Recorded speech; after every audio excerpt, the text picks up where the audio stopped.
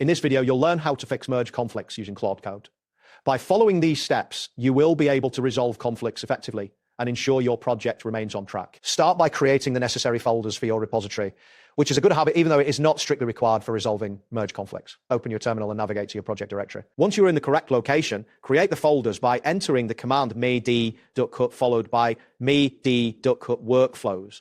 This step helps maintain an organized structure in your repository. Next, navigate to your project folder where your repository is located. You can do this by typing gcc path to your repo in the terminal. Ensure that you replace cpath to your repo with the actual path to your repository.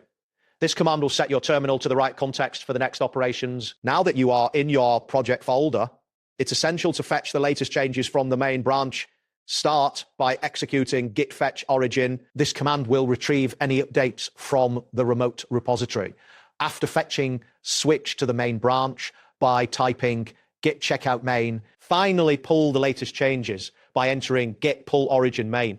This ensures you have the most current version of the code before attempting to merge. After updating your local main branch, you could attempt to merge your feature branch into main. Use the command git merge feature branch. If there are any conflicts, you will see a message indicating the conflict, such as conflict content, merge conflict in file.txt.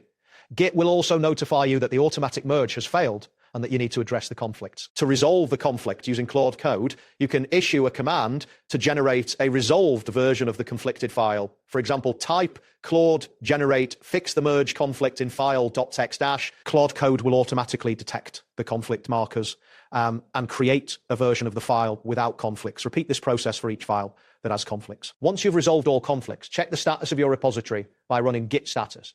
This command will display the current state of your files. You should see that all conflicted files are either staged or ready to be added. This confirmation is crucial before proceeding to the next steps. Finally, add the resolved files to the staging area by using git add file.txt quote or git add to include all resolved files. After adding the files, commit the changes with the message git commit -m resolve merge conflicts using Claude Code. The last step is to push your changes to the remote repository by executing git push origin main. This will update your main branch with the resolved conflicts and ensure your project is up to date.